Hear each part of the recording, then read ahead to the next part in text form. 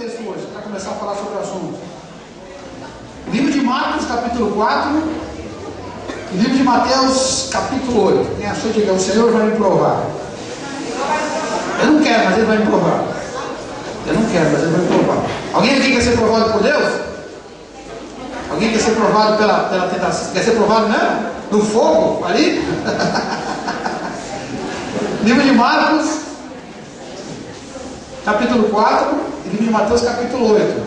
Então, para você entender um pouco melhor essa questão sobre o sofrimento na Bíblia, na nossa língua portuguesa, a gente tem muitas palavras diferentes para dizer coisas diferentes.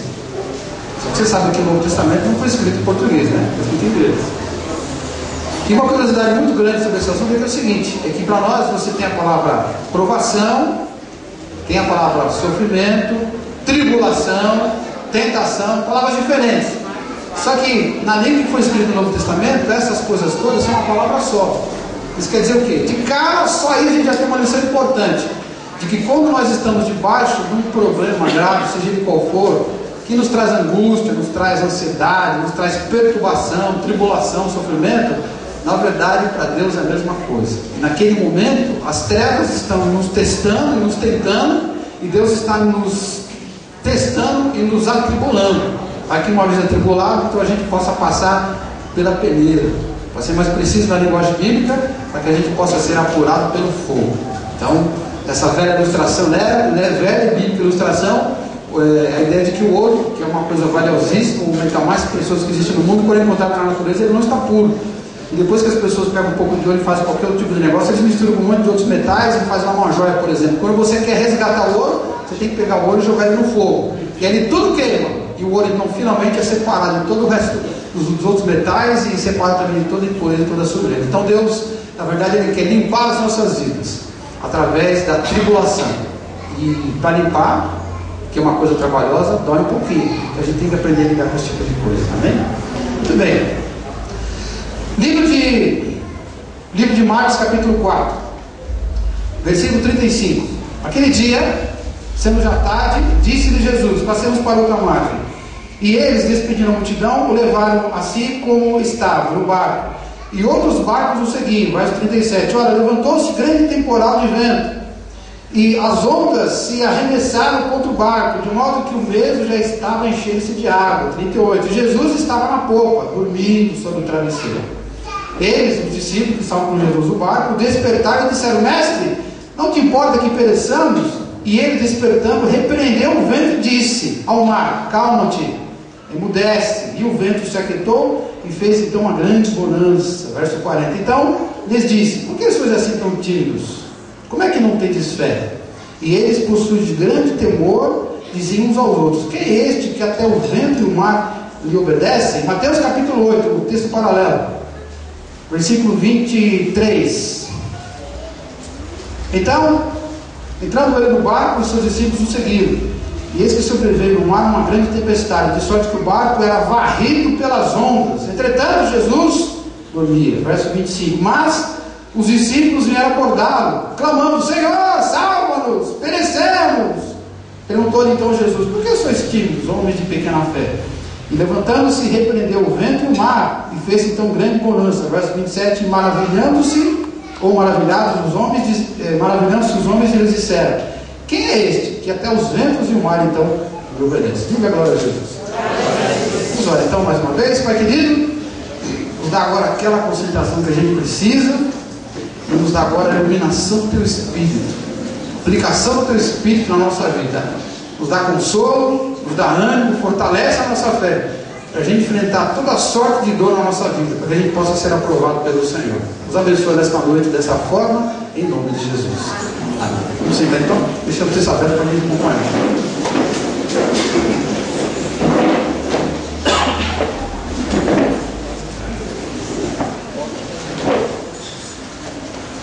Muito bem. Você consegue se lembrar, com bastante clareza, qual foi a época da sua vida, ou qual foi o dia, o episódio da sua vida passada, em que você mais sofreu? Consegue se lembrar? O pior dia da sua vida, qual foi?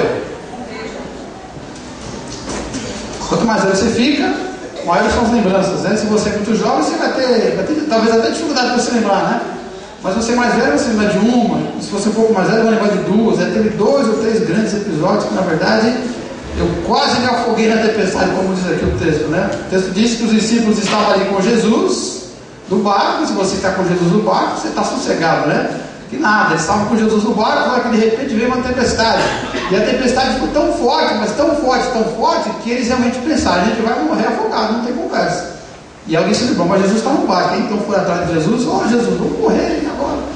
E o engraçado é que Jesus levanta, faz o que a gente sabe que ele fez, repreende o mar, faz o sobrenatural, calma a tempestade. Mas veja que ele deixou o pessoal passar por aquele período de tribulação, de tormenta. O barco balançou, os caras ficaram com medo. E eles tentaram durante um tempo segurar a situação para ver se com a própria força eles dominavam aquele mar furioso, mas não teve jeito. E quando finalmente Jesus se levanta e resolve o problema, aí em vez de Jesus chegar e abraçar os caras: puxa vida, coitado de vocês, né? Vocês já viram, sofreram tanto. O que Jesus faz? Olha para os caras e fala assim: vocês estão de brincadeira, né? Vocês estão de brincadeira? É como se Jesus dissesse assim: eu estava no barco, estava ali, cochilando. Ou pelo menos vocês achavam que eu estava dormindo. Como é que Deus, que é onisciente, fisicamente dormindo, ele vai perder a noção de tudo? Será que Jesus sabia o que estava acontecendo? Lógico que estava. O corpo dele estava dormindo, mas ele era Deus, sabia o que estava acontecendo. É como se ele falasse: você está de brincadeira, eu estou no barco, eu posso estar dormindo, mas eu sei tudo o que está acontecendo. E ele repreende, chama os caras de homens de pequena fé. Os caras estavam falando de Jesus, muito tempo, já tinham visto vários milagres, já estavam vendo Jesus falando do reino de Deus, da fé e tudo mais. Dormiam e acordavam com ele, tinham intimidade com ele. Mesmo assim, eles foram assolados por aquele sofrimento terrível, que fez com que eles, até em certo momento, antes que o corpo antes que o corpo se afogasse na água, a fé deles, na verdade, se afogou em cima do barco. Jesus repreendeu eles por causa daquela fé. Então, aqueles sofrimentos que os homens enfrentaram, na verdade, traz um ensinamento para a gente muito importante. Qual é? Que os sofrimentos na nossa vida, eles são uma realidade da qual a gente não pode escapar. Os sofrimentos, eles nos ameaçam, eles trazem medo, eles trazem dor, trazem perdas, trazem lágrimas. E por mais que você tente se relacionar com Deus para se livrar disso, você não vai conseguir se livrar nunca. Então, se isso é verdade, como o texto mostra, então você precisa aprender a lidar com essa situação. Você vai conviver com o sofrimento pro resto da vida. Pode viver 200 anos. Os 200 anos que você vai viver, você vai passar enfrentando dores, chorando, tendo tristeza, tendo angústia, sendo tribulado, atribulado, sofrendo tribulação, sofrendo tentação. Você vai passar. Eu não fiz o slide hoje, porque você presta muita atenção no texto que a gente vai separar. Vamos começar com o capítulo 4 de Marcos. Eu vou te falar algumas verdades sobre o sofrimento, para a gente começar essa jornada desse mês falando sobre o assunto. Vou falar algumas verdades espirituais sobre o sofrimento espiritual, sobre o sofrimento provocado por questões espirituais. Marcos capítulo 4, verso 37, diz: então que se levantou um grande temporal, as ondas se arremessaram contra o barco, de modo que o mesmo já estava a ponto de encher-se d'água. Verso 38, Jesus estava na popa, então, dormindo sobre o travesseiro. O texto paralelo, Mateus capítulo 8, verso 24, eis que veio no mar uma grande tempestade, de sorte que o barco era varrido pelas ondas. Entretanto, Jesus dormia. Ou seja, os dois textos dizem o seguinte: os caras estavam com um problemaço, mas Jesus estava ali no barco com eles. Olha só, eles, quando entraram no barco, foram atravessar para o outro lado do mar, na verdade é um grande lago, né, que é tão grande que eles chamam de mar. Quando eles entraram no barco, eu acho que a última coisa que podia passar pela mente deles era o seguinte: vai bater um vento, vai chover, e a gente pode até naufragar. E isso não passava pela cabeça. Por quê? Porque Jesus estava com eles. E a hora que Jesus se encostou ali e começou a dormir, eles pensaram: bom, não tem problema. Ele pode até dormir, pode roncar, ele pode ficar em uma madrugada inteira aí, tirando o cochilo dele, o descanso físico dele. Só que na verdade Jesus está com a gente. E se Jesus está com a gente, nenhuma onda engraçadinha vai bater contra o nosso barco, nenhum vento engraçadinho vai querer soprar o nosso barco. O nosso barco não vai rachar. Como é que um barco vai se atrever a rachar, a naufragar? Como é que um mar vai se atrever a engolir um barco no qual está o Filho de Deus? Lógico que não. Se Jesus está com a gente, então o mal não me toca. Verdade, sim ou não? Mentira. Não, os caras estavam no barco, Jesus estava lá e o vento começou a balançar o barco. E diz o texto que a água começou a entrar dentro do barco. Os discípulos estavam com Jesus quando veio então a tempestade. A tempestade não deixou de vir. O fato de você estar caminhando com Deus, o fato de você ser íntimo de Deus, presta atenção nisso. Isso é uma grande verdade espiritual e nos dias de hoje muito importante. O fato de você ter uma comunhão com Deus, ter uma intimidade com Jesus, não vai evitar que você enfrente problemas. Se em algum lugar você ouvir alguém falar uma asneira de que se você tiver uma vida com Deus certinho, os problemas vão fugir de você, então esse cara mentiu para você descaradamente. O apóstolo Paulo, que é o grande homem da Bíblia, é o maior homem do Novo Testamento, o cara escreveu uma parte do Novo Testamento. Você se lembra das razões do apóstolo Paulo? Eu me lembro de cabeça. Uma delas é a mais famosa, né? Ele toma um couro numa cidade onde ele está passando, toma uma surra violenta, ele e o secretário dele, e os caras são presos e apanham de novo lá e ficam algemados. Não é aquela algeminha igual os bandidos usam hoje, né? Lá era tronco mesmo, igual de escravo mesmo, um tronco, o cara amarrado, e não era uma cadeia bacana como tem hoje, né?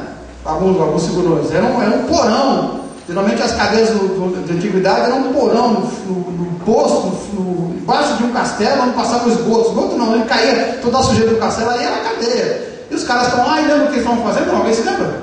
Paulo e Silas?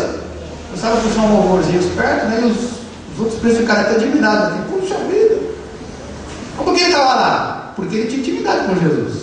Ele mesmo narrando em outro lugar, ele começa a dizer assim: olha, gente, eu, nessas minhas viagens missionárias, por ter intimidade com Deus, eu naufraguei 3 vezes. Os 12 que estavam aqui com Jesus não precisavam nadar até a praia. E numa das ocasiões, o apóstolo Paulo teve que nadar até a praia para não morrer afogado, porque o barco realmente afundou.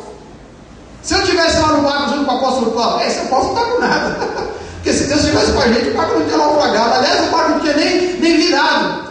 Ou o vento não tinha nem batido. Peraí, mas os 12 estavam com Jesus lá e o vento bateu e quase Jesus não acorda. Será que Jesus teria que nadar até a praia? Se eles não acordaram Jesus, será que o barco ia acordar de verdade? E o apóstolo Paulo nadou então até a praia. E aí quando chegou na praia ali com frio, que era inverno, tentando se aquecer, vem lá uma cobra e morde a mão dele. Eita, azar dos diabos, né? O cara sai da casa dele, se dispõe a viajar o mundo inteiro, pregando o evangelho, levando a palavra de Deus para as pessoas, e o barco dele afunda. A maioria de nós, Jesus, sinto muito, mas eu estou fora dessa parceria. E as outras pessoas da Bíblia? Pô, tem mais coisa do Paulo que eu não falei. Foi apedrejado, foi preso em outros lugares, mas deixa pra lá, conta a história, né? E as outras pessoas da Bíblia que também passaram situações parecidas. O livro de Hebreus, por exemplo, conta lá dos heróis da fé.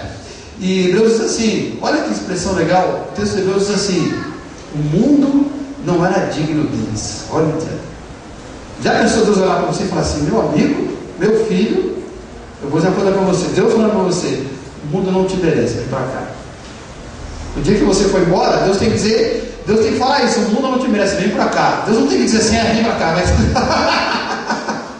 Eu prefiro que ele diga: o mundo não te merece, vem para cá. E não vem para cá fazer o quê? Eu já salvei você mesmo.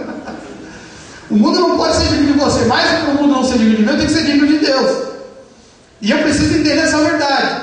Aliás, essa dignidade minha, ela depende de eu entender algumas verdades. E uma é essa: eu posso estar com Deus na minha vida e mesmo assim eu passar por problemas. Posso ter dívidas, posso ter rompimento de relacionamentos, eu posso enfrentar problemas de saúde, eu posso enfrentar opressão, perseguição, eu posso ter a casa roubada, sei lá, um monte de coisa ruim pode acontecer comigo. Estava conversando com uma moça hoje, estou fazendo um curso lá em São Paulo no final de semana, sexta e sábado o dia inteiro, e engraçado que ela é toda gente velha, né? Mais de 40, gente que estudou teologia há muito tempo atrás, foi numa reciclagem. E aí tem uma senhora que está separada do marido, estudou teologia há 20 anos atrás e se casou, e agora se falou do marido e estava lá conversando com a gente. E ela falando das encrencas com o ex-marido dela, que é pastor numa igreja. E ela contando que ela foi processada umas 20 vezes pelo ex-marido, pela atual mulher do ex-marido. E uma das vezes é porque ela respondeu uma mensagem que o marido mandou para ela, que eles têm uma filha, né? Respondeu uma mensagem. E nessa, quando ela mandou uma mensagem, tocou o telefone do marido e acordou o filho dele do novo relacionamento. E por isso eles processaram ela. Você imagina a história da mulher: meu, o que eu fiz, Jesus? Eu não matei ninguém, eu não roubei ninguém, eu mandei uma mensagem e o cara me processa. Deus, eu vou desistir desse negócio? Não, acho que não. Então as coisas mais absurdas podem acontecer com a gente. Você tem que tomar cuidado com as heresias que vem por aí. Uma delas é o seguinte: o sofrimento, ele não pode tocar nos servos de Deus. Presta atenção, isso é uma mentira, isso é uma heresia. Na verdade, o sofrimento pode tocar nos servos de Deus. Naquela galeria da fé que eu te falei, profeta Isaías. Aliás, Isaías é o maior profeta do Velho Testamento. Interessante, né? Você se lembra de algum milagre que Isaías fez? Tirando aquele lá que ele leva a palavra lá pro rei, e depois o rei vai morrer, depois ele volta. Nossa, não vou morrer. Mas você lembra de um milagre? Você lembra de Isaías ressuscitando alguém, não? Tipo Elias fez, você lembra? Você lembra de Isaías, sei lá, fazendo uma martelo flutuar igual Eliseu fez? Lembra uma coisa assim, não? Mas qual foi o maior milagre de Isaías? Você se lembra? É ter sido o profeta que mais falou de Jesus no Velho Testamento. Ele que falou, ó, o menino nos nasceu, o filho se nos deu, o seu nome será maravilhoso, conselheiro, pai da eternidade, príncipe da paz. Ele que profetizou sobre Jesus. E você sabe como é que Isaías morreu, meu amigo? Não, morreu velhinho, numa cadeira de roda, num asilo para os servos de Jesus aqui na terra, lá na Babilônia. É esse lá que ele morreu, sei não. Ele morreu cerrado ao meio vivo. Sabe aquele truque de mágica que os caras serram a mulher no meio? Só que no caso ele não teve truque, serraram ele mesmo de verdade. Aí todo rasgado, as tripas pulando, os bofes saindo, ele gritando, ele perdeu o sentido e foi cortado no meio vivo, sem anestesia, sem nada. Mas o mundo não era digno dele. Aliás, em Filipenses diz assim: porque nos foi concedida a graça, não só de crer em Jesus, que crer é graça, né? Eu não mereço ter a capacidade de crer. Quem sou eu para conseguir crer em Deus, né? Mas Deus de graça me dá esse favor enorme. Eu vou te dar a capacidade de você crer em mim para Ele salvar. Poxa, Deus me dá graça. Aí em Filipenses capítulo 1 fala assim: que nos foi concedida a graça de crer e padecer por Cristo. Olha para mim aqui, ó. Se é graça, eu quero, sim ou não? Tem alguma graça de Deus que você não quer na sua vida? Agora eu estou com medo de falar aqui, não. Eu estou com medo de falar agora, né? Tem alguma coisa boa que Deus quer te dar e você não quer? Nossa, que silêncio! Está parecendo um presente de igreja, né? Bom, a vontade de Deus não é boa, perfeita e agradável. A Bíblia não fala que o favor de Deus enriquece? É isso? Tem alguma graça de Deus que Ele tem para você que você não quer, assim ou não? A graça de sofrer, eu não quero, não. Velho, Ele vai te dar essa graça assim mesmo. Pode dizer amém, que Ele vai te dar essa graça. Porque você precisa passar por esse tipo de sofrimento. Aí dizia por quê então? Quem anda, quem tem intimidade com Deus, não passa pelo sofrimento. Passa-se justamente por ter intimidade com Deus. Aí que você vai ter que enfrentar exatamente alguns tipos de sofrimento, alguns tipos de tribulações. Outra heresia, quando alguém diz assim para você: está sofrendo? É por causa do seu pecado. Essa você ouviu ou não? Você fez uma porcaria, fala a verdade. Você meteu o pé na jaca. E às vezes os caras não falam, né? Às vezes parece assim. Quer dizer que o cara não fala nada. É como se dissesse: você fez uma porcaria qualquer, por isso você dá essa desgraceira toda. Eu vou te falar uma coisa que vai deixar você se me assustar. Um dia Jesus conversando com uma galerinha, e tinha um tiozinho lá que era cego, só que ele nasceu cego de nascença. Qual foi a pergunta que a galerinha fez para Jesus sobre o ceguinho de nascença? Quem pecou? Ele ou o pai dele? Aí Jesus se perdeu como? Como assim quem pecou? Como que pecou? O que é que Jesus respondeu? Ninguém pecou nesse caso. Mas Jesus, se o cara está lascado, não enxerga nada, está mendigando porque não pode trabalhar, olha esse sofrimento, olha essa dor, essa tribulação, essa luta, como que ninguém pecou? Lógico que alguém pecou. E Jesus: não. Neste caso, o que aconteceu com ele é para que seja manifestada a obra de Deus. Diga assim: obra de Deus. Obra é o trabalho que Deus faz na humanidade através dos seus servos, através da igreja e de todos os instrumentos que Ele usa. Também a igreja e também a sua vida. E se Deus quer fazer alguma coisa importante neste mundo para estabelecer o reino dele, e para que isso aconteça, seja preciso você passar por um sofrimento, não tenha dúvida, Ele vai te dar esse presente, Ele vai te dar essa graça, a graça de sofrer, para que a obra de Deus seja manifestada. Diga amém. Então, meu amigo, essa intimidade com Deus, na verdade, não vai te livrar desse sofrimento, muito pelo contrário. Outra mentira, os caras falam assim: não, se há um sofrimento é porque então não é só o pecado, é porque Deus está castigando. Você pecou, se arrependeu, mas é disciplina de Deus. Deus está metendo a mão na sua orelha. Lembra que a gente estudou um dia desse aqui de quarta-feira? De que Deus não cria o sofrimento. Deus criou o livre-arbítrio dos homens e dos anjos. E esse livre-arbítrio é que gerou toda a confusão. De qualquer maneira, Deus usa de toda a confusão que há no mundo, que a Bíblia diz que Deus pega a maldição e transforma em bênção. Então Deus pega aquilo que não presta, que é o sofrimento, e transforma numa coisa boa. Afinal, não é graça? Se é graça, tem que ter uma coisa boa. É claro que se eu sofro por eu estar ligado intimamente com Jesus, é claro que aquele sofrimento não vai dar em nada. Aquele sofrimento vai ter um resultado doloroso para mim, mas vai dar uma coisa positiva depois. Deus vai reverter aquela situação, mas ele vai existir de qualquer maneira. Então, não estou falando da pessoa que, por exemplo, tem dificuldade financeira como consequência dos seus atos. Isso é verdade.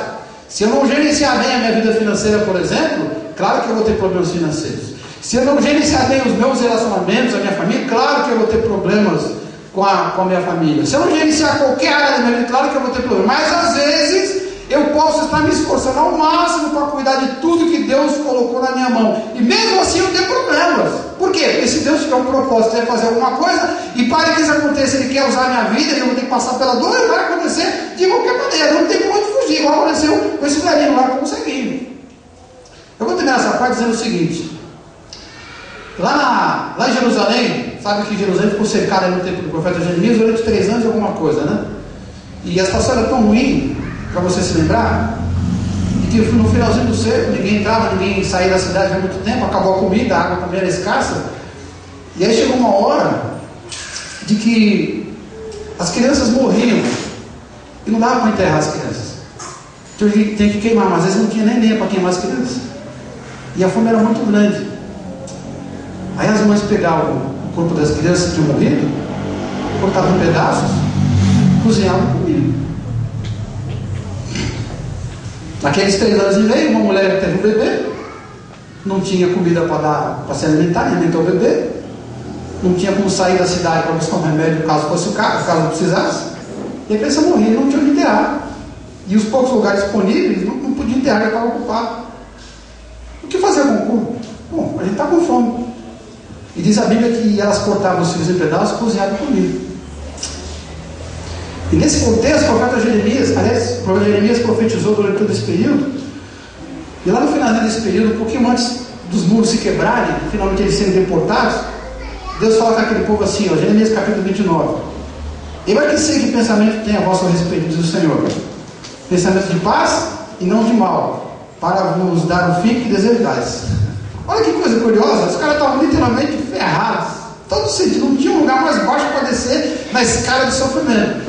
E aí Deus fala assim, olha, eu tenho uma visão para vocês, e a visão é de bênção. Mas para que essa bênção aconteça, aquela restauração da vida espiritual deles, eles tinham que passar por aquele vale da sombra da morte. Como diz o salmo famoso, né? Ainda que eu ande, não é se eu andar, é ainda que eu ande. Quer dizer que há uma possibilidade de fato de eu andar, e se for preciso andar, eu vou ter que andar. Mas qual é a graça do negócio? O Senhor está comigo. Ainda que eu ande pelo vale da sombra da morte, o Senhor está comigo, Ele me confortando. Diga amém. Diga a glória a Jesus. Segunda coisa, Marcos capítulo 4, verso 39. Sofrimentos são uma realidade nas nossas vidas, por conta dessa tribulação espiritual pela qual a gente passa. A primeira verdade é que o sentimento, o sofrimento, a intimidade com Jesus não pode evitar o sofrimento. A segunda é que Jesus pode nos livrar de todo e qualquer tipo de sofrimento. Diga amém. Capítulo 4, verso 39. E ele, Jesus, despertando, repreendeu o vento, disse ao mar, acalma-te, emudece. E o vento se aquietou e fez então uma grande bonança. Capítulo 8 de Mateus, verso 26, mais ou menos na metade. E levantando-se, Jesus repreendeu o vento e o mar e fez então uma grande bonança. Verso 27. E maravilhando-se os homens disseram, quem é este que até os ventos e o mar lhe obedecem? Olha aqui de novo. Você conhece alguém que se sair de casa de manhã para trabalhar, uma missão digna, vou trabalhar para levar o pão para casa, ele sai de casa e de repente está aquele pé d'água violento, sabe aquele pé d'água que não tem como você não se molhar? Você fala, eu não posso me molhar porque eu vou trabalhar. Você conhece alguém que sai de manhã para trabalhar e está chovendo muito forte e diz assim, chuva, parou. E a chuva para na hora, ele vai andando assim, tudo secão. Você conhece alguém isso ou não? Eu não conheço ninguém que fez isso.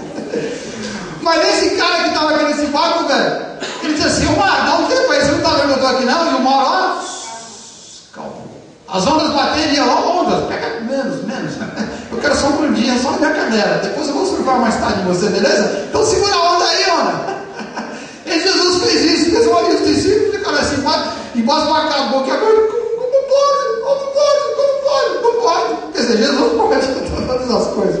Existe algum tipo de sofrimento que Jesus não possa dar libertação? Sim ou não?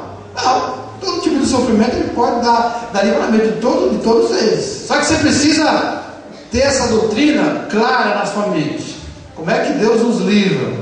Primeira coisa, o livramento nem sempre é do modo que a gente deseja. Muitas vezes o livramento, aliás, todas as vezes o livramento é da maneira que Deus entende que é necessário. Porque às vezes você passa por uma dor, passa por uma luta, começa a clamar ao Senhor, fala: Deus, eu estou aqui sofrendo, me ajude. Deus te ouve, Deus vai te socorrer, claro, mas nem sempre Ele vai te socorrer da maneira que você está querendo. Algumas pessoas são meio folgadas, por exemplo, a minha mulher, né? Minha mulher não procura emprego, sabia disso, né? Eu não sei quando ela tirou isso, é uma heresia que ela carrega desde menina, né? Mas ela fala assim: não, eu não senti de procurar emprego, eu vou esperar o emprego vir até mim. Olha que conversa, né? Eu não sei o que acontece com ela. Eu sei que desde que eu me lembro, ela sempre fica parada, o emprego vem até ela. Sempre foi assim. Desde menina, até esse emprego que ela está bom, o emprego vem atrás dela. Bom, isso é a particularidade dela com Deus. Mas pode ser que chegue um dia que ela precise trabalhar e fique lá esperando. Bom, na minha intimidade com Deus sempre foi assim. Então agora vai ser assim de novo. Vou ficar de braço cruzado e Deus vai mandar emprego. Pode ser que ela quebre a cara. Por quê? Porque não é a vontade dela que prevalece, é a vontade do poderoso, aquele que acalma as tempestades, é ele que manda. E se até hoje ele quis dar emprego para ela assim que ela saísse de casa, o problema não é dela, o problema é dele. Da mesma maneira que se um dia ela precisar de outro emprego, estiver sofrendo porque não tem dinheiro nem para comprar comida, e ela ficar na opinião dela dizendo assim: não vou procurar emprego, Deus falou: você vai procurar emprego, ela vai ter que procurar emprego, acabou. Sem falar: vou te dar emprego, mas dessa vez você vai atrás, ela vai ter que ir atrás igual todo mundo, com o currículo embaixo do braço, batendo de porta em porta. Por quê? Porque quem manda nesse negócio é o próprio Deus. Como é que Deus nos livra? Não da maneira que eu quero, mas da maneira que Ele quer. Às vezes você está orando para que alguém seja curado, e Deus fala assim: ó, eu vou curar esse cara, mas não é como você está esperando. Eu vou dar uma oportunidade, ele fazer um tratamento num lugar longe, e a família vai ter que se mobilizar, vai ter que levar o cara todo dia, porque às vezes Deus não quer curar só o cara que está doente, às vezes quer curar o relacionamento com aquela família. E aquele período todo que eles vão ter que ficar juntos, com esse período Deus vai trabalhar então no coração deles. Às vezes o cara fala assim: Deus, como vai ser adolescente, né? Essa minha família aqui, ó, tá com mal. Eu lembro quando eu era adolescente, eu nem olhava na minha família. E logo quando os adolescentes pensam assim: olha para a família, né? Minha família, ó, tem chance. E aí pode ser que num momento de desespero, de angústia, se sentindo totalmente injustiçado, né? Como todo adolescente se sente, diga assim: Deus, eu estou sofrendo com a sua família que tu me desse, Senhor. Me dá outra família. Eu te pergunto, se um adolescente que está sofrendo muito por causa da sua família atrapalhada, desorganizada, desestruturada, se esse adolescente fala: Deus, me livre dessa família, Deus vai levar ele da família dele, sim ou não? Não, sim ou não? Eu acho que não. Pode ser que ele livre. De repente Deus mata todo mundo da família e deixa só ele. Quem o senhor pode dizer que Deus vai fazer isso? Mas no geral Deus vai fazer de forma diferente. Vai dizer: como? Vai fazer esse cara buscar o fruto do Espírito. Porque às vezes naquela família o único que tem um Espírito é ele. Quantas histórias eu conheço de pessoas e que na sua família ninguém servia a Deus. Aí um moleque, um adolescente se converte. E aí começa a enfrentar um inferno na casa dele. Mas Deus usa a vida dele para salvar todo mundo da família.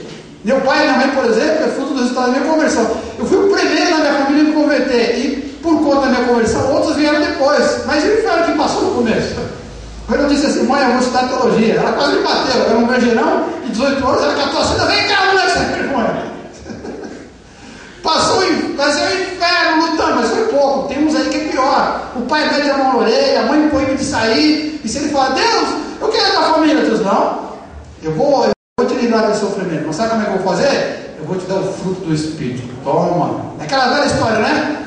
Deus vai ressuscitar o Lázaro, certo? Mas quem que vai tirar a pedra? Adivinha? Quem vai tirar a pedra? Sou eu? É Deus? Quem é que vai tirar a pedra do seu sofrimento? Quem vai tirar? É você mesmo que vai tirar a pedra. A essência do Evangelho, presta muita atenção agora, filho de Deus. Presta muita atenção. A essência do Evangelho não é o livramento do sofrimento presente. Cuidado. A gente abre as páginas da Bíblia e Deus livrou as pessoas. E Deus faz isso mesmo. a gente abre as páginas da vida das pessoas, na história das pessoas a gente vê a mão de Deus em vários momentos. Mas qual é a essência do Evangelho? A essência do Evangelho não é o livramento dos problemas temporais, não é o livramento da doença, não é o livramento da falta de dinheiro, não é o livramento da solidão de quem não casou ainda, não é nada disso. Essas coisas que Deus livra, vamos dizer assim, é o que sobrou da bênção. Sabe quando a mulher faz o bolo e a molecada vem lamber a massinha e diz essa bolo, né? O que é mais importante? É o que a molecada lambeu, que é mais gostoso às vezes, né? Ou é o bolo? Claro que é o bolo. Então, esses livramentos temporais, eu tenho um bandido que mora na minha rua, está me ameaçando, Jesus me livre. Meu patrão vem perseguindo, eu ganho pouco. Deus, a minha mulher está doente. Essas coisas são temporais. E quando Deus livra a gente dessas coisas, isso aí é só a raspa do bolo. Mas qual é o bolo do Evangelho? Qual é a essência? Qual é o mais importante? Afinal, o objetivo primordial, mais importante do Evangelho é nos salvar do quê? Da nossa perdição espiritual. Se você ficar um neguinho muito torto, espiritualmente torto, mas torto mesmo, aquele que peita Deus, que confronta Deus, como Deus te ama, Deus vai meter a mão na sua orelha. E Ele vai te pressionar, e se por acaso você for tão teimoso, no coração tão endurecido, talvez você fique tão duro que pode ser que Deus olhe para você e diga assim, você vai ficar teimoso assim mesmo? Não vai abrir a mão não? Não vai amolecer? Então deixa comigo. Como você foi escolhido por Deus, como Deus te quer filho salvo, se for preciso te salvar, Ele te quebra inteirinho a vida inteira, mas Ele te leva para o céu. A Bíblia diz o seguinte, de que Deus é quem nos salva, e é Deus quem nos purifica, e é Deus quem garante a nossa salvação. É pura graça, crer graça, ser salvo é graça. E se Deus quer fazer alguma coisa, como diz o Velho Testamento, a gente não é o quem. Se Deus falar assim, eu vou te salvar, eu digo assim, não, eu vou me salvar não. Se Deus falar assim, eu vou te salvar, não, você não vai me salvar não. Quem vai essa briga entre Deus? Fala para mim. Deus tomou a decisão lá na eternidade que vai me salvar. Eu digo, não, você não vai salvar. Quem vai me salvar? Deus. Eu posso pedir? Agindo eu, quem pedirá? E se for teimoso? Se for preciso, Deus me quebra inteiro. Mas Deus vai fazer aquilo que Ele sabe que vai fazer, que Ele decidiu que vai fazer. Porque a essência do Evangelho não é te livrar dos problemas temporais. Se for preciso, Ele deixa você sofrer a vida inteira. O mais importante para Ele é te ver salvo no último dia. Então, a heresia que a gente está vendo que é o seguinte: o nosso Deus é o Deus gênio da lâmpada, é o Deus da magia da antiguidade. O cara vai para a terra, vai plantar, não chove, e agora o que eu vou fazer? Vou fazer um sacrifício. Deve haver alguma divindade que controla aqui a chuva e controla a terra, né? Lá no Velho Testamento, os caras faziam lá o sacrifício para Baal, aquele demônio que eles pegavam a molecadinha e sacrificavam, lembra? Tinha uma imagem horrível de Baal com um buraco na barriga, de uns 5, 10 metros de altura, tinha um buraco na barriga na imagem, e os caras, é uma espécie de lareira, e os caras pegavam os bebezinhos e consagravam para Baal e jogavam na lareira. E diziam, Baal, te consagra aqui esse bebezinho. O cara botava um filho no mundo e matava com Baal. Ele fazia aquilo porque Baal era o Deus da fertilidade. Então o esperma de Baal ia fecundar a terra. Aí fazia o sacrifício para Sera, para Cira, como diz o Velho Testamento. Sabe aquela deusa do Velho Testamento? Que era a deusa mãe, a deusa da natureza. Cara, quando Deus quer salvar alguém, Ele não está preocupado com a sua vida temporal. Deus está preocupado com a sua vida espiritual. Esse é o mais importante. E hoje em dia os caras dizem o seguinte: nosso Deus é igual a Baal, é igual a sério, eu preciso de uma coisa imediata. Não. Se for preciso, você passa fome. Se for preciso, a terra não vinga. Porque o mais importante é a salvação espiritual. Mais um versículo, eu vou ler para você. O livro de Hebreus diz assim: então, Hebreus capítulo 5, verso 12: vocês deveriam ser mestres, levando em conta o tempo que já está decorrido. Quer dizer, vocês tanto tempo que estão com Deus já deveriam ser maduros. Mas vocês têm agora novamente necessidade que alguém vos ensine de novo o quê? Os primórdios, o leite espiritual, as coisas básicas da fé. Qual é a coisa mais básica da fé? O importante é a salvação espiritual. O resto é a borda do bolo, que eu não ia botar no forno. O mais importante é a salvação. E Deus não é Baal, Deus não é a Sera, Deus não é Deus da natureza, Deus é Deus acima da natureza. Esse é o básico. E muitas vezes, você conversando com as pessoas, você percebe essa infantilidade doutrinária. E aí quando o cara começa a sofrer, ele se relaciona com Deus igual uma criança, que o pai diz não e ela começa a espernear, começa a gritar no meio da rua, eu quero, ela não entende porque que Deus não faz do jeito que ela quer. Por que não entende? Já devia ter entendido, decorrido o tempo que você já está nessa pegada com Deus, já era para saber há muito tempo que os sofrimentos são coisas corriqueiras na nossa vida e Deus não vai te livrar de todos eles. Uma boa parte você vai ter que passar por eles. Já devia entender que a intimidade com Jesus não te livra do sofrimento, muito pelo contrário, às vezes te atrai. E já devia entender que mesmo que você sofra muito, Deus pode te livrar de qualquer negócio, mas da maneira que Ele deseja. Quem está entendendo, diga amém. Olha, se existe uma verdade que é fundamental, que é o leite espiritual, e que a gente está perdendo é essa: Deus não existe para nos servir, é a gente que foi criado para servi-lo. E aquele que serve, ele tem que dar o melhor de si. E se ele der o melhor de si e fizer tudo o que era para fazer, alguém vai dizer lá em cima, como disse Jesus, né? Se você fizer tudo que mandar você fazer, você é um servo inútil, que fez só o que te mandaram fazer, mais nada. Era para ir além. Deus já me salvou, como é que eu vou pagar para isso? Não tem como pagar. Então, hoje em dia, as igrejas estão entupidas de gente que estão pensando no braço de Deus, pessoas que não querem servir a Deus, querem ser servidas. Como dizia um antigo pastor, Deus para essas pessoas virou o grande garçom, sendo que nós que fomos chamados para sermos garçons de Deus. Diga amém. Amém. Mais uma coisa, capítulo 4, verso 38 de Marcos. Jesus então estava na popa. 4:38, dormindo sobre o travesseiro. E eles então despegaram e disseram: mestre, não te importa que pereçamos. Verso 40. Então eles dizem: por que sois assim tão tímidos? Como é que não tendes fé? Nesse versículo ele fala: vocês não têm fé. No texto falado de Mateus capítulo 8, verso 25, ele diz assim: mas os discípulos vieram acordá-lo, clamando: Senhor, salva-nos, pereçamos. Verso 26, perguntou-lhe então Jesus: por que sois tão tímidos, homens de pequena fé? Em Marcos ele diz assim: vocês não têm fé. No livro de Mateus vocês têm uma fé muito pequena. Afinal, não tem fé ou tem pequena? Não importa. Ou não tinha fé, ou fé era pequena, era fé de menos. Não tinha fé o suficiente. Por que não tinha fé suficiente? Os caras estavam ali junto com Jesus no barco. E por mais que os caras eram pescadores, uma parte deles eram pescadores conhecidos. E eles olharam as condições, o vento, a tempestade, a água já entrando, e eles tentaram durante um bom tempo, eles perceberam pela experiência de pescador que eles tinham, que ali era o fim da linha. Só que eles não podiam esquecer de que o Senhor de tudo estava deitado no barco. E deviam ter raciocinado: peraí, se Jesus está conosco aqui no barco, pode ser que Ele permita que o barco afunde, e pode ser que Ele permita que a gente morra. Mas uma coisa a gente tem que ter certeza: Ele nos garantiu a vida eterna. Ainda que a gente morra fisicamente, Ele mesmo falou de que a gente ressuscitaria. Eles deveriam acreditar que se Jesus não nos salvasse fisicamente, pelo menos nos salvaria espiritualmente. Bom, se eu estou com Jesus e eu vou morrer, então eu vou morrer em paz. Eu fiz o que eu podia fazer aqui, mas eu... Deviam ter essa convicção. Aí então eles não teriam desespero. E os dois textos mostram que eles estavam desesperados.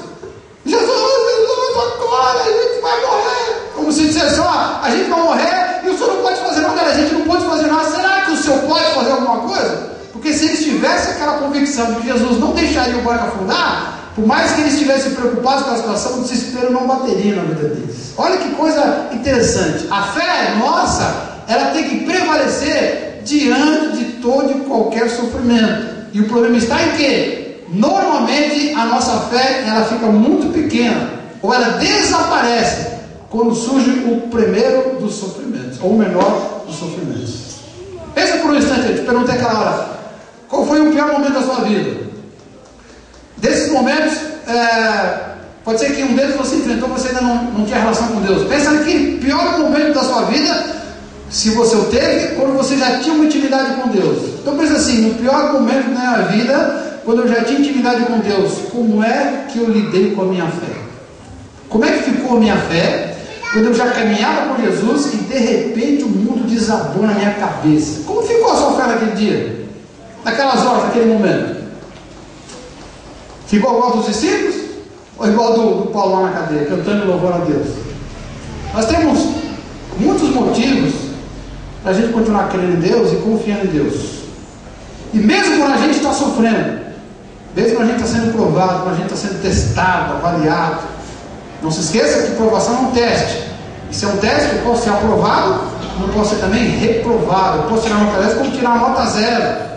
Mas quando eu estou sendo testado por Deus, quando eu estou sendo provado, quando vem a dor, vem o sofrimento, na verdade, naquele momento ali, a minha fé tem que ser trabalhada. Na verdade, naquele momento, a minha fé, ela faz a sua justiça. Para que a fé existe? É justamente no momento desse. A fé não existe para você conseguir coisas de Deus. Cuidado com o telezinho, hein? Isso é consequência da relação com Deus, consequência da sua fé, é o bônus, não é a essência. A fé existe para que você enfrente tudo, crendo que Deus está no comando de todo qualquer tipo de situação. Você lembra do velho Jó? O bom e velho exemplo do velho Jó. Passou aquele tempo todo, como disse aqui essa semana, na reunião de quarta-feira, né? Com sua oração e perseverança. Parece que foi rápido, né? Mas o cara ficou muito tempo sofrendo.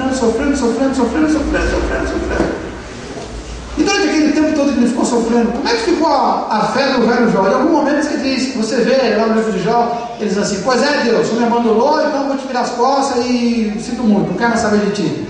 Você viu isso em algum lugar no livro de Jó? Sim ou não? Você viu Jó blasfemando na cara de Deus durante aquele sofrimento?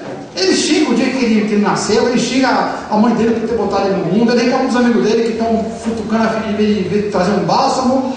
Mas cada vez que ele olha para Deus, você vê uma reverência, um receio, fala: Deus, quem sou eu para falar alguma coisa? Mas eu só quero entender, Deus. Aí ele começa a questionar a vida dele, por que o Senhor está fazendo isso? Mas em nenhum momento ele blasfema, apesar do incentivo. A mulher diz assim: vai, Deus, você não está vendo, blasfema de Deus e morre logo, desgraçado. E ele diz: está doido, mulher?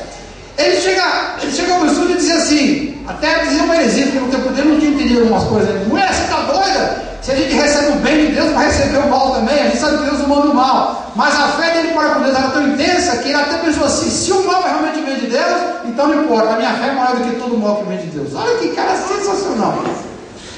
Mesmo assim, no final de toda a história, Deus então trabalha na vida dele de forma assim extraordinária. A ponto dele falar no final da história, como é que ele diz mesmo? Antes eu te conhecia, te ouvi falar, mas agora os meus olhos viram tua glória. Quer dizer, aquela experiência toda, na verdade, aprofundou a experiência espiritual dele. Quando você tem um sofrimento, muito mais do que te livrar do sofrimento, a intenção de Deus é que a tua fé amadureça.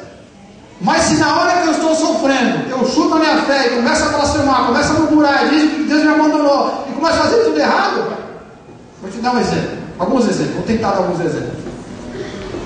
Imagina uma pessoa de 50 anos de idade que nunca se casou. E aí chega um momento crítico da vida dela que diz assim: bom, então eu acho que é isso. Deus não tem amor por mim, ou se ele tinha, perdeu, ou por alguma razão ele não me deu o que eu precisava. Eu queria muito me casar, ser pai de família, mas já que Deus não me deu, eu percebi que a minha vida acabou, a minha juventude acabou, então agora eu vou meter o pé na jaca, vou cair no mundo, na prostituição. Eu já vi algumas pessoas nessa vida de aconselhamento, o cara fala assim: bom, já que Deus não supre, então eu vou fazer tudo errado, eu vou cair na gandaia mesmo. Cara, cadê a fé desse sujeito? O cara que está devendo dinheiro, bom, Deus não deu, trabalhei, fornece, ajudando a necessitado, ajudei a igreja, não sei o que lá, e agora estou todo endividado, Deus pedi, nada, e agora? Bom, já que Deus não deu, então, ao invés de continuar crendo, esperando, que esperança não pode morrer nunca, a fé, esperança não morre, então agora eu vou meter o pé na jaca, então eu vou fazer um negócio disso. Aí ele vai, desce ali no lugarzinho ali e vai se encontrar com um amigo dele, que cresceu com ele aqui no bairro. Então, camarada, amigo de infância, o cara virou bandido, o amigo dele, né? Durante muito tempo você bateu na minha porta, perguntou se eu queria te ajudar em alguns trabalhos que você ia fazer, pois eu estou pronto para te ajudar. Mas eu fiz esse cara, onde caminhou? Ou quando você está no ministério, por exemplo, as coisas depois de muito trabalho, muito empenho, você fala: Deus não abençoou, a coisa não fluiu. Bom, se eu não conseguir com a bênção de Deus, agora eu vou tentar fazer da pior forma possível. Começa a ter Deus escuro, começa a fazer a coisa tudo errado, usando critérios que não são adequados, fazendo coisas que Deus não aprova. Apesar de você estar passando dificuldade, você tem que ver que naquele momento ali é uma oportunidade de você exercitar a sua fé e crescer na fé, igual aconteceu com o João. Mas se na hora do problema você chuta o pau na barraca, então ao invés de receber nota 10, sabe, então, nota 0. Outra coisa, não importa o tipo de sofrimento ou o tamanho do sofrimento. Se é graça de Deus, como diz a palavra, né? Tem que ter alguma coisa boa. E o que é que a Bíblia diz que existe de bom no sofrimento? Eu acho que a maior de todas. Não só aumentar a nossa fé, dar uma oportunidade para que a gente treine e exercite a nossa fé, mas a Bíblia fala que não importa o tamanho do sofrimento, o amor de Deus sempre está presente ali junto com a gente. Diga amém. Amém. Cara, mas eu passei uma parada feia. Será que Deus estava me amando? Pode ter certeza que Deus estava te amando ali naquele momento. Eu não vou dizer nada, eu só vou ler um texto da Bíblia e vou deixar o texto falar por si só. Olha bem esses ouvintes espirituais. A Bíblia diz assim: Deus, aquele que não poupou o próprio Filho Jesus, antes por todos nós o entregou, por acaso não nos dará graciosamente com ele todas as coisas? Quem vai intentar acusação contra os filhos de Deus? É Deus que justifica. Quem os condenará? Aqueles de Jesus que morreu, ou antes que ressuscitou e está à direita de Deus e também intercede por nós. Aí diz assim, na sequência: quem nos separará do amor de Cristo? Alguma coisa pode nos separar do amor de Deus? Ah, não sei não. Será que alguma coisa pode? O texto diz assim, ó: quem nos separar do amor de Cristo? Aí começa, a primeira coisa: será que a tribulação vai nos separar do amor de Cristo? Segundo, será que a angústia vai nos separar do amor de Cristo? Terceiro, será que a perseguição, a fome, a nudez, a espada, o perigo, ou seja o que for? O que diz o resto do texto? Nada vai nos separar do amor de Cristo. O que subentende aqui? Se quando eu estiver sofrendo e eu por um momento passar na minha cabeça de que eu perdi tudo, mas perdi o amor de Deus, então naquele momento eu estou sendo testado na mais profundidade do meu ser. Eu estou sendo testado no seguinte item: você precisa acreditar de que apesar de tudo aparentemente ruim, Deus continua te amando. Aí, meu amigo, esse é o exercício de fé. Esse é o maior de todos os exercícios de fé que uma pessoa pode fazer. Eu gosto daquela ilustração do Velho Testamento, onde Deus fala assim, através dos profetas, né? Por acaso pode uma mãe que está amamentando abandonar o seu filho? Claro que não, né? A mulher teve lá o seu bebezinho, teve um problema e ela vai para lá. Lembra lá do Salomão com as duas mulheres, né? Na hora que o Salomão ia cortar a moleque, estava a verdadeira mãe, tomada de compaixão: não, eu prefiro ficar sem menino. Foi eu menti, foi eu aqui, eu menti, eu fiz a bobagem. O filho é dela. Ela prefere ser condenada pelo rei por ter mentido, supostamente mentido. Ela prefere passar o resto da vida, se ela sobreviver ali diante do rei, por da mentira, vendo aquela mulher que não era mãe ficar com o filho dela. Ela prefere sofrer tudo, mas ela prefere sofrer tudo e ver o filho vivo, do que ela ser beneficiada e o filho morrer. Aí o velho profeta diz assim: por acaso uma mãe assim pode abandonar o seu filho? Não. Muito difícil, né? Aí o profeta diz assim: mas Israel, eu vou te falar uma coisa muito séria: ainda que uma mãe dessa abandonasse o seu filho, eu jamais te abandonaria. Onde eu estiver andando, a perseguição, a fome, a doença, os demônios, toda sorte de sofrimento, de tribulação, de angústia, de desgraça, a bagaceira que for que tiver em volta da minha vida, por mais que eu olhe e eu não veja a resposta, ainda que eu fique igual João, muitos dias ali raspando as minhas feridas com caco, desgraçado em todos os sentidos, eu preciso acreditar que eu estou sendo testado. O maior teste qual que é? Que naquele momento o amor de Deus está comigo sobre todas as coisas. Vamos ficar em pé? Vamos terminar essa ministração.